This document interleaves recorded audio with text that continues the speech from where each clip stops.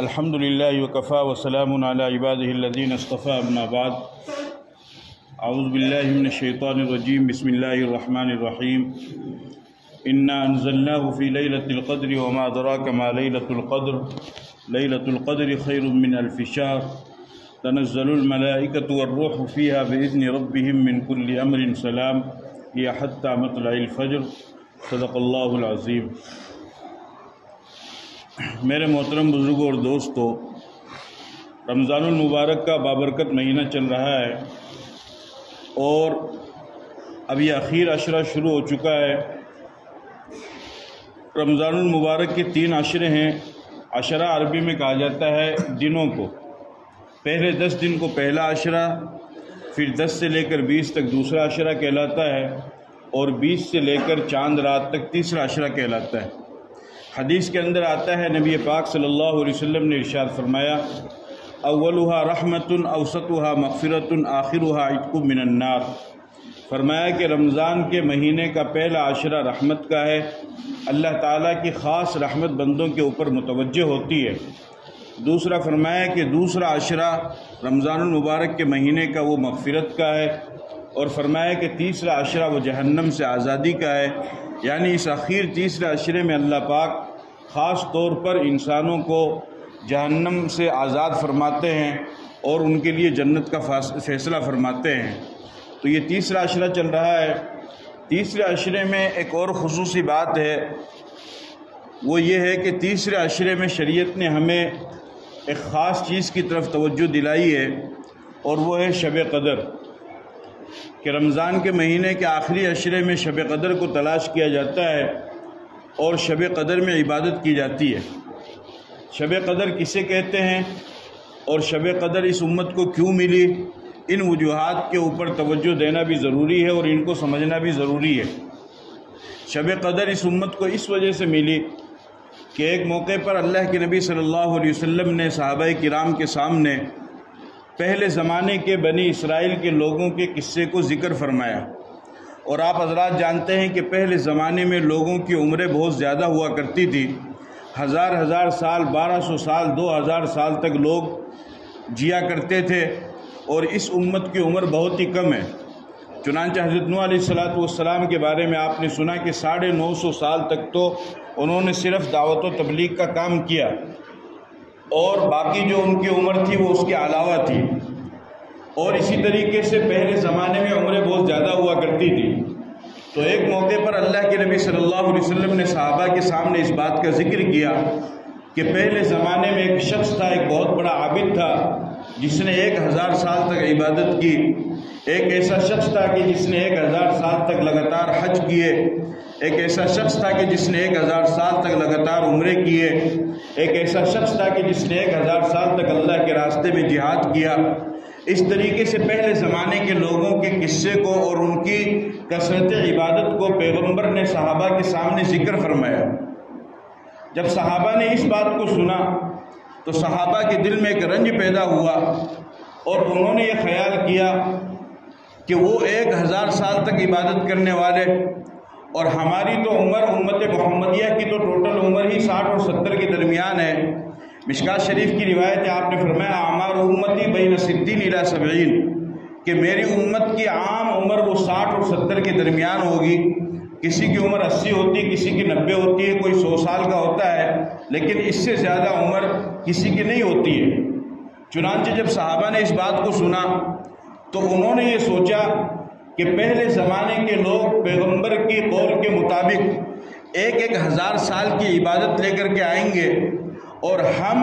60-70 سال کی عبادت لے کر کے آئیں گے، تو ہم تو ان کے برابر کبھی بھی نہیں ہو سکتے ہیں۔ کہاں پر 1000 سال کی عبادت اور کہاں پر صرف 60-70 سال کی عبادت،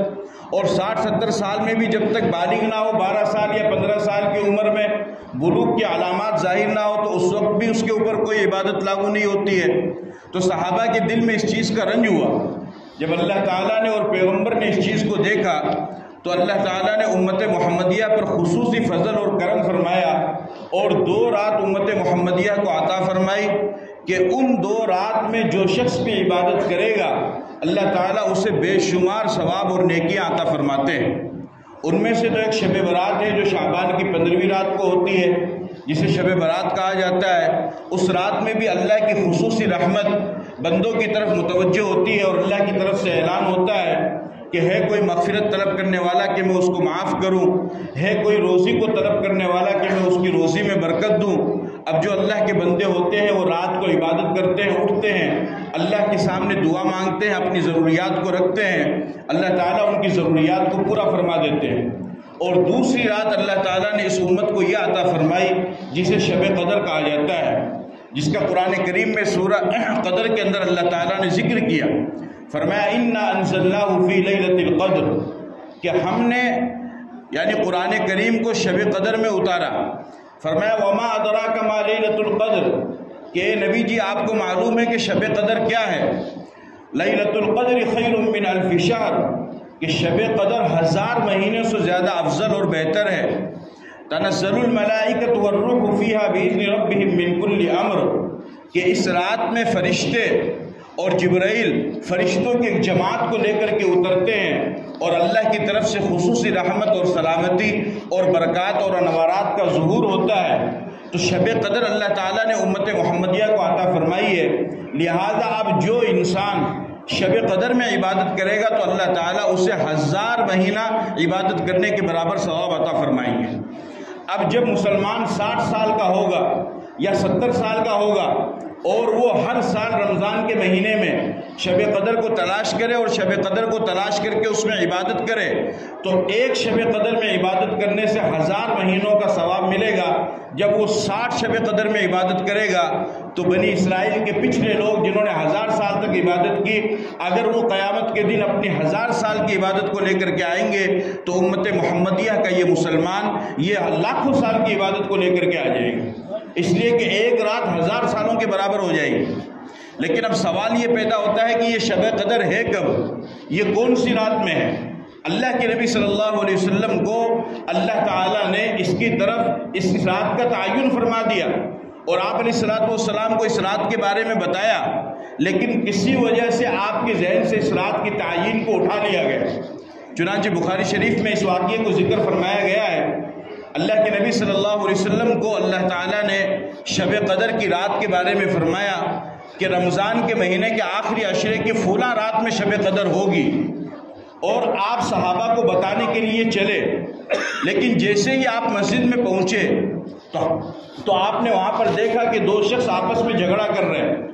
وہ کسی نے کسی سے قرضہ لیا تھا، وہ قرضہ دیا نہیں، وقت مکمل ہو گیا جس کی وجہ سے وہ آپس میں جھگڑا کر رہے تھے۔ جب آپ نے اس جھگڑے کو دیکھا تو آپ کے ذہن سے شب قدر کی تعین کو اٹھا لیا گیا۔ آپ علیہ السلام نے ان کے جھگڑے کو ختم کیا اور فرمایا کہ اللہ تعالیٰ نے شب قدر کون سی رات میں ہوگی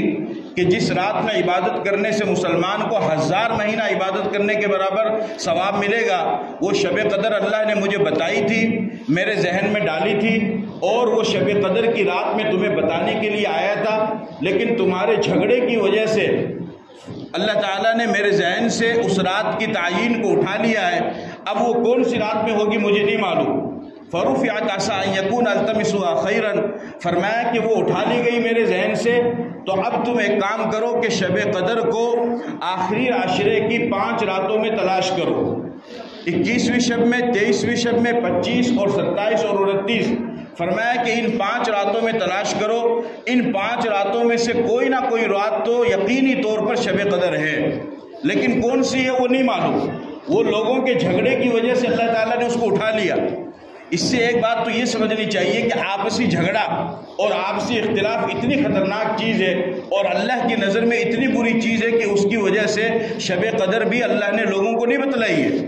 اور دوسری طرف اگر آپ غور و فکر کریں تو اس میں بھی اللہ کی حکمت اور مصلحت ہے، اس وجہ سے کہ اگر شب قدر کی رات معلوم ہو جاتی کہ فلاں رات ہی شب قدر ہے تو بندے صرف اسی رات میں عبادت کرتے اور اس کے علاوہ پھر دیگر راتوں میں وہ غافل ہو جاتے، سو جاتے، عبادت نہیں کرتے۔ تو اللہ تعالیٰ نے اس تعین کو اٹھایا اور اخیر عشرے کی 5 راتوں میں شب قدر کو اللہ تعالیٰ نے رکھ دیا ہے کہ اب بندے 5 راتوں میں عبادت کریں گے، تو جس رات میں شب قدر ہوگی اس رات میں شب قدر کی عبادت کا ثواب ان کو ملے گا، اور جو 4 راتوں میں یہ عبادت کریں گے اگر اس میں شب قدر نہیں بھی ہوگی تو کم از کم ان راتوں میں عبادت کرنے کا ثواب تو ان کو مل ہی جائے گا، اور ساتھ میں جس رات شب قدر ہوگی اس کی بھی عبادت کا ثواب اس کو مل جائے گا۔ تو شب قدر کو اللہ تعالیٰ نے 5 راتوں میں رکھی ہے، بلکہ بعض علماء تو یہ فرماتے ہیں، شیخ زکریا کا رجحان بھی یہی ہے کہ 27ویں رات کو انہوں نے متعین کیا ہے، لیکن حدیث کی روشنی میں ہمیں یہ ہدایت پیغام ملتا ہے کہ شب قدر 5 راتوں میں ہے، کوئی خاص رات میں متعین نہیں ہے۔ لہذا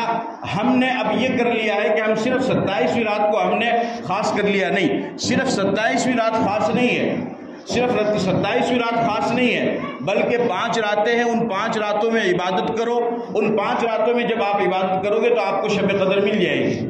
اب ہمیں وہ 5 راتیں بھاری اس وجہ سے لگتی ہے کہ ہم نے یہ سمجھ لیا ہے کہ بس بھی رات میں تو جاگنا ہے، قیام بھی کر کے جاگنا، بس 1 سیکنڈ کے لیے آنکھ بند نہیں ہونی چاہیے۔ اور ہمارے نوجوان تو یہ سمجھے کہ چاہے لائٹ پھوڑ کے جاگو، موٹر سائیکل چلا کے جاگو، پٹاخے اڑا کے جاگو، یا گھوم پھر کے جاگو، یا پان تمباکو پوڑی سگریٹ بیڑی کھا کے جاگو، قیام بھی کر کے بس فجر تک جاگنا، آنکھ بند نہیں ہونی چاہیے، اور نام کیا رکھ رہا کیا جاگنا علی رات، صبح رات کی بھی وہی اور شب قدر کی بھی وہی۔ شب قدر کی رات عبادت کی رات ہے، اس کا یہ مطلب نہیں کہ آپ عشاء کے بعد سے لے کر کے فجر تک عبادت کرو، یہ تو نہیں کہا شریعت نے۔ شریعت یہ نہیں کہہ رہی کہ آپ پوری رات عبادت کرو۔ اگر آپ میں طاقت ہے، آپ کے جسم میں جان ہے، اتنی سکت ہے تو آپ کرو پوری رات عبادت، لیکن اگر آپ میں طاقت نہیں ہے، آپ پوری رات عبادت نہیں کر سکتے، تو جتنی دیر آپ عبادت کر سکتے ہیں اتنی دیر عبادت کرو شب قدر کی نیت سے، اس کے بعد میں سو جاؤ۔ اگر شب قدر کی نیت سے آپ عبادت کرو گے اور اس رات شب قدر ہو گئی تو آپ کو شب قدر کی فضیلت حاصل ہو جائے گی۔ پوری رات عبادت کرنا ضروری نہیں ہے، بلکہ حدیث کے اندر تو یہاں تک آتا ہے، اللہ کے نبی صلی اللہ علیہ وسلم نے ارشاد فرمایا کہ جس شخص نے عشاء کی نماز جماعت کے ساتھ پڑھی اور پھر سو گیا، اور پھر فجر کی نماز جماعت کے ساتھ میں پڑھی، جماعت کے ساتھ پڑھنے کا پہلا مطلب تو یہ ہے کہ امام نے کہی اللہ اکبر تکبیر اولا تو یہ بھی اللہ اکبر کہے، اور دوسرا اس سے ہلکے میں یہ سمجھ لیجیے کہ اس کی رکعت نہ نکلے، تو یہ مسلمان عشاء کی نماز جماعت کے ساتھ پڑھے اور سو جائے، پھر فجر کی نماز اٹھ کر کے جماعت کے ساتھ میں پڑھے پھر سو جائے اور فجر نماز پڑھے، تو اللہ کے نبی نے ارشاد فرمایا کہ اسے پوری رات عبادت کرنے کا ثواب ملے گا،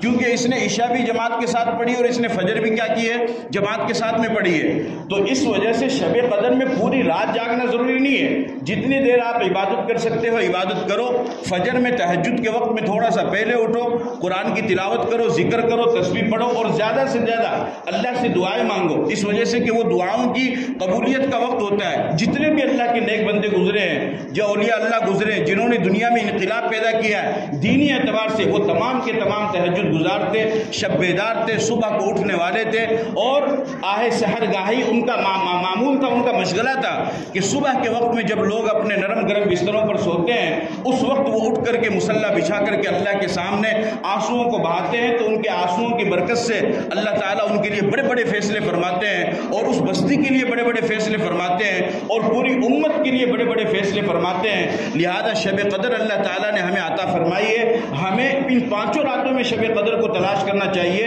اور 5 راتوں میں شب قدر کی نیت سے ہمیں تھوڑی تھوڑی عبادت کرنی چاہیے۔ جب اس طریقے سے آپ عبادت کریں گے تو شب قدر کی فضیلت آپ کو حاصل ہو جائے گی، اللہ کی خصوصی رحمت اور خصوصی انوارات اللہ کے وہ آپ کی طرف متوجہ ہوں گے۔ وآخر دعوانا